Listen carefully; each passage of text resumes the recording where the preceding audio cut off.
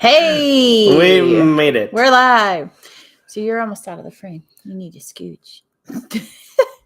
So we didn't go live yesterday because we were traveling and we had just arrived at home at 9:35. So we weren't able to get on.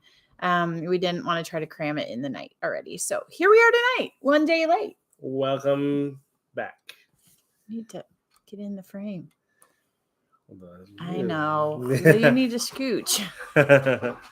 What's good? We'll fix it, Felix. Woot woot. Okay, so this is our first week of movies with mothers movies. Praise the mother. That's from the Ant Bully, in case you Lucas. didn't know. So our kids watched that when they were the boys watched that when they were little. It's so. actually a really good movie. That's, you can watch it over and over again 10 times Yeah. in a day. So we haven't watched it in years, but it's a good movie. Yeah. Yeah. Lucas was kind of a troublemaker, and The dreaded yellow rain. he peed in the yard. I think Nicolas Cage is one of the voice actors. Yeah, so it's a fun. Is it Disney? I don't know if it's Disney. I don't think it's Disney. But whoever did it, they did a good job. Yeah. So Ant Bully, check it out. You're still halfway in the frame. What's wrong with you? I go like this. There. Okay. You go now. So we watched a couple movies this week. We were out of town for half the week, so we didn't get in as many as we were kind of hoping we would, but we still got in 4. Yeah. So What not we're bad. talking about. All right, so the first one is Yours, Mine, and Ours Oh, I didn't see from that one. 1968. You kind of watched it with me. I was not part of it. So this is an oldie but goodie. It has Lucille Ball from way back in 68. She seemed pretty young in this movie too. There were a lot of kids in this movie. I forget what year I Love Lucy was, what years those were. But She does look much older compared to those movies. So Okay, if so- I were to guess, I don't know, 15 years maybe. Okay. That's just a guess. Okay. So basically in this one, she has kids and the man she meets has kids, and then together they have kids. So it's like the Brady Bunch, except there are 10 altogether. So he had 10. Oh. She had 8. Oh, that's right. And then they got married and had 1. So they ended up with 19 kids. And at the end of the movie, it shows her cooking for the whole brood. And man, it was an undertaking. She had a ton of eggs, a ton of. We watched another movie like this where they had a dozen kids. Are we talking about that today, or did we already talk about it? No, I think it's just one we've watched in the past. Okay. Well, yeah, that was a mess when they were trying to get breakfast together. Yeah. So she and the man, their spouses had died. So they met each other and fell in love and got married. And well, first when they met each other, they didn't know the other had as many kids as they had. So they kind of went on a couple dates before they sprung it on each other. And they just happened to spring it on each other at the same time and realize that between the two of them, they would have 18 kids. And then after they got married, shortly after they got married, not very long after, she got pregnant. They probably And tiptoed. Man, she seemed too old to get pregnant. They probably tiptoed around that. They were nervous to share that they had so many kids, probably. Yeah, they didn't want to share it first because they figured that would scare off the other. But they each had a lot. That's so yeah. They were kind of understanding of each other's. Very large family. Very large. Oh my word. I couldn't. And it showed when they first moved in together, all the kids bunking up and trying to figure out room arrangements and a house. And I don't think The Sound of Music even had that many kids. No, there was only 7. Yeah. Okay. Yeah. So yeah, it was something, man, but she stepped in and she took over, and he even went away to military for 6 months, and she was with all of the kids herself. And they ended up adopting each other's kids so that all of the kids had the same last name. And he did have because he had a military background, he had a handy system for delegating when they moved into their new house, had a system for delegating all of the blankets and pillows and stuff. But it didn't really work. So they had to redelegate because they realized It was just a lot. Yeah. So, but yeah, he did have a military style system that he tried to utilize to make things easier for the family. There has got to be order with that many things. Oh yeah. And of anything that's new or fresh, there's going to be some chaos. And then it took the kids a little time to get adjusted and to figure everything out and to get used to each other and be okay with the addition and be okay with the new mom or the new dad. And there was one thing that surprised me that I thought that it would be taken as good news, but when the couple announced to the kids that they were going to be adopting, that was one of the sets of kids was going to be adopted, then the kids saw it as having their dad's last name replaced. Yeah. And so but that caught they them got off over guard. that and realized that that wasn't the goal, that it was just so that they could all be one big happy family. So Yeah. I thought it was good. I would probably give it an 8.5. I'll give it 6 and 3. Okay, I'll give it a 7. I give it a 7. Well, I didn't see all of it, so what I saw, I'm judging what I saw. Very interesting. I've never seen Lucille Ball outside of I Love Lucy. I enjoyed it. And Sabrina was the one that recommended it to us. So thank you, Sabrina. That was a good one for us to watch. All right. So that was Yours, Mine, and Ours from 1968. Then the second movie, I had seen a lot of time for a girls' night movie. So say he's out of town, it's just me.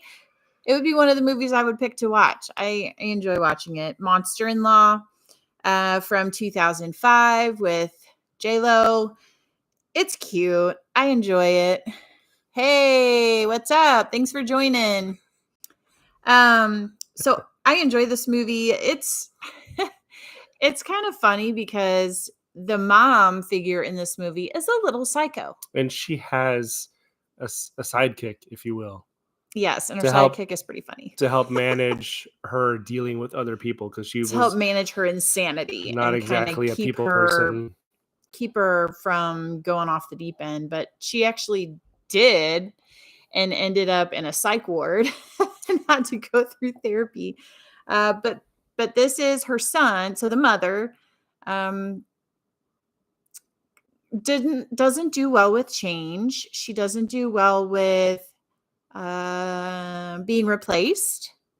Yeah, so there was a scene with a Britney Spears type girl, and she was kind of ditzy and kind of talked without thinking, so to say. And this mother just went off the deep end on her, and that's how she ended up in a psych ward for assault of this young girl superstar. She tried to make it really difficult for the one that's going to be, taking up her son's time. Yeah. Oh, well, yeah. So then she finds out that her son met this woman who is J-Lo. And so of course she thinks she's going to be replaced by J-Lo's character. So she starts to try to sabotage their relationship. So the whole movie is kind of about her different strategies and trying to sabotage the relationship between her son and J-Lo. And at some points, J-Lo does fight back and lets her know that she's not going to put up with their shenanigans anymore. So it's pretty funny. There's a lot of back and forth with it, and there's a lot of comedic payback, I guess. Yeah, because they don't really hold back their punches. They do some, I can't remember them off the top of my head, like drugging each other. They're not harmless pranks. No. So J-Lo roofies the mother at one point, and she passes out in her food. And then the mother tries to puts peanuts in the gravy because J-Lo has a peanut allergy. Yeah. So she tries to get her to swallow all up and have problems that way. So, I mean, like serious things they do to each other. But in the end, the mother realizes that her son is happy and loves J-Lo's character, and she eventually gives Now, didn't the assistant ask J-Lo at one point, "Do you have a gun?" And she says no, and maybe you should. Right? Didn't she suggest something like that? She did. Okay, because she realized that her friend was psycho. Yeah, quite a bit psycho. I mean, she got out of a psych ward, so clearly she was a Yeah. little psycho. And then when she drinks, it's even worse. And so the assistant tried to keep her from drinking too much alcohol. But also the drinking kind of calms her down. So if she's psycho, she gives her alcohol so that she calms down a little. I don't know. It's funny. It's a funny movie. I'd probably give it Over the top craziness. I'd probably give it an 8. I mean, I like watching it. I think it's funny. And it's a repeat watch for me. I'll give it a 6.5. It's okay. Mwah. Yeah, it's okay. Okay, so Tanya, thanks for recommending that to us. Though we've seen it before, it's a goodie. I I thought like J-Lo was better in Enough.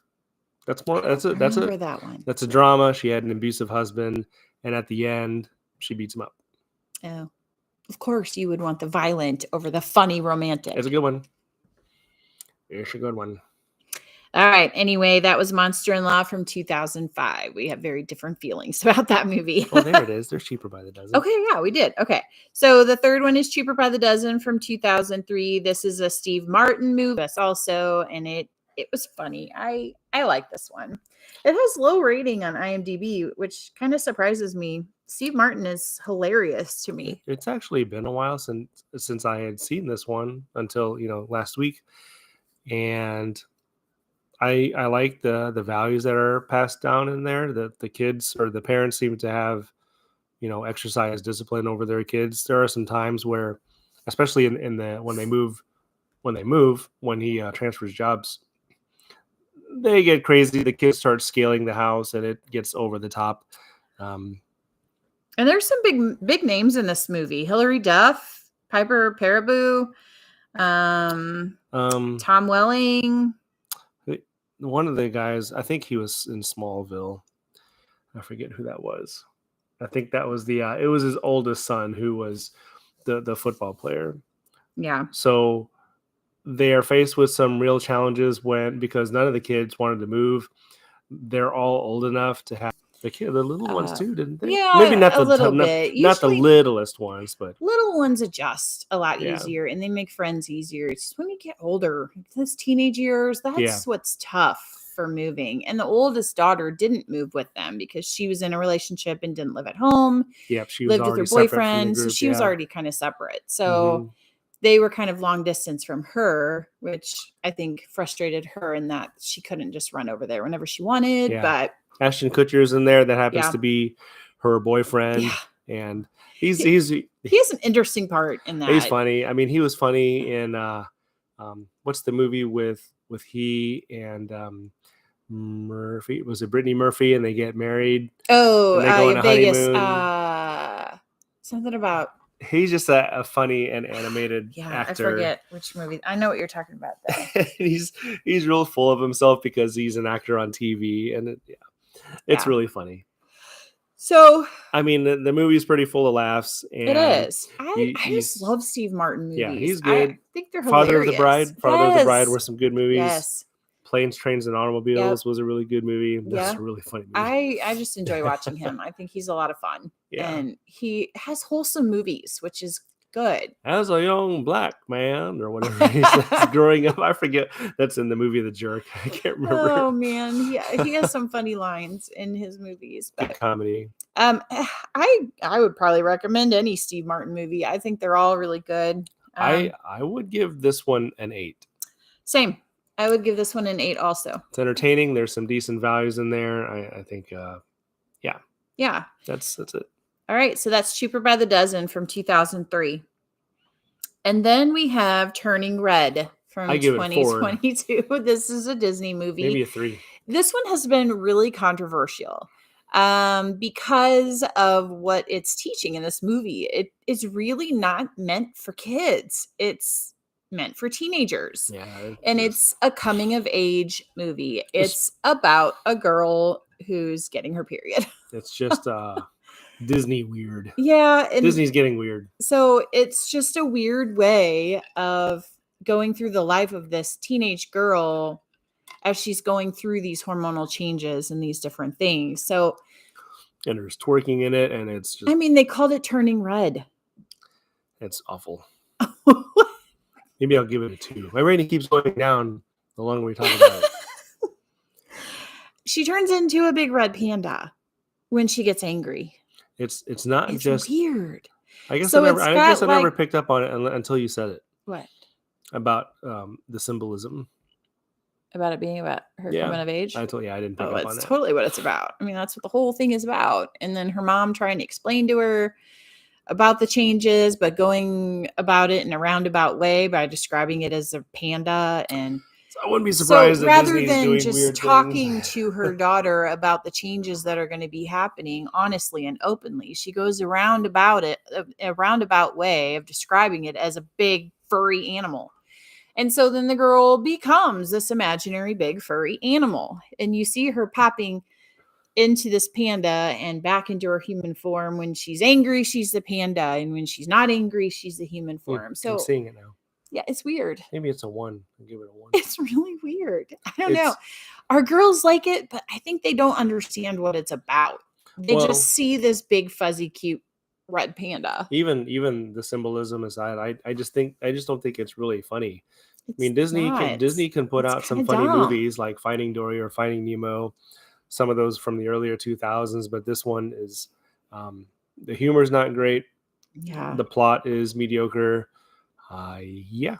Yeah, and It's the probably mother about- in this movie, like I said, she kind of beat around the bush rather than talking to her daughter and being open with her daughter about the changes coming. And I don't know, I wouldn't call her a fabulous mother in this one. They do some weird I voodoo at mean, the end. If you want your kids to be honest with you, you got to be honest with your kids and kind of be open with them about changes and what's happening and explain things to them and help them to understand it in a civil way, where they can truly understand it and know that what's happening to them is there's nothing wrong with them. There's nothing. Like, where do babies come from? A stork. Yeah, don't do that. Don't tell your kids that. Tell them. I How mean, did depending on their age, depends on how much detail you give. But if they're teenagers, it's high time they get the details Speaking and of- understand. Speaking of storks, that one Disney short is funny. Do you remember that stork that would go? He would go to the clouds. Oh, yes. The Beat 'em clouds up. would produce the baby, whether it was a human or some kind of animal, Yeah. and then the stork would deliver it to the family. He got all beat up. Poor guy. I felt so bad for him. That is That was humor. a short. So That that was was a Disney funny. short, That and was that was funny, and that actually was funny. cute. And then you felt bad for the poor stork.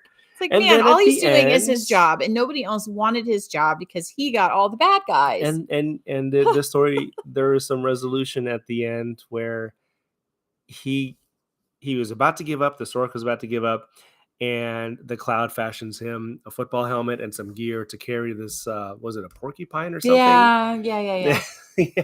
I forget what it was, but that is good comedy. Yeah. So that was cute. Yeah, Um. I give that a 9. Anyway, Turning Red. What did you say you rated it? Probably a quarter. What did I start with? A 3? Yeah. I started a 4. It went down Quarter. as we talked about it. Don't see it. Yeah. Go see Clouds or whatever. That We don't stork movie recommend is. Turning Red. If you want to just look at a cutesy red panda and that's all you're going for, Go to the great. zoo. Watch it. But if you're actually thinking about what the movie is about and its values, it's kind of terrible. Go to the early 2000s Disney movies. Okay, so we rated that one Halloween movie a 1. Which Halloween one? Frankenstein. It's better than that. So we have to give it at least a 2. Well, then I need to shift my Frankenstein rating lower, so that Turning Red is at Oh man. an 1/8. So then Frankenstein is at a quarter. Sorry, Disney. This one was a flop. We did not. We do not give thumbs up to Turning Red. And so I won't talk about who recommended it to us. That one got too many thumbs. We don't like this one. We should just throw somebody under the bus. Who should we say recommended? No, if we don't give good ratings, I don't say who recommended it. Only if we give it I bet a it was decent rating. Golden Age FPS. No, it was It's not. probably him. It was not, but Oh, who is that? I don't know. Anyway, so that's the 4 that we had for you this time. Oh, we're done? Yes. So the one we watched last night is going to go for next week. So Do we talk about tomorrow's movie? Do we say what it is or not? no, you got to find out. It's not, I mean, it has a mother in it. So This one actually fits last month and So it's this month. it's a good transition It is movie. a good transition movie. And it's a good movie, though it's a hard to watch movie. So other than that, that's all we're going to say. So you're going to have to tune in tomorrow to figure out what that movie is. And yes, it's tomorrow because we're a day late doing this live. I would So say it's don't probably give it away. hard to watch, like Sound of Freedom, hard to watch, and hard to watch like Passion of the Christ, hard to watch the end of Braveheart. Okay, stop before you give it away. Stop. He's trying to give it away, and he needs to just give it away now. You're fired. Okay. Hey, didn't Trump had a show about that? You're fired. Those are his famous lines. The Apprentice. That's all we have for you this week. So come back tomorrow and watch the movie that we're reviewing, and then Friday Faves. Yeah, it's called. You're still doing Friday Faves, right? Friday Faves. It's gonna be yep. Mm-hmm. Okay, and then next week our live again on Sunday night at 9:30. Same bat time. Same bat place. Channel, Thanks, guys. Same bat channel. Check us out later. Bye. See you later. Hit the end stream button. End stream.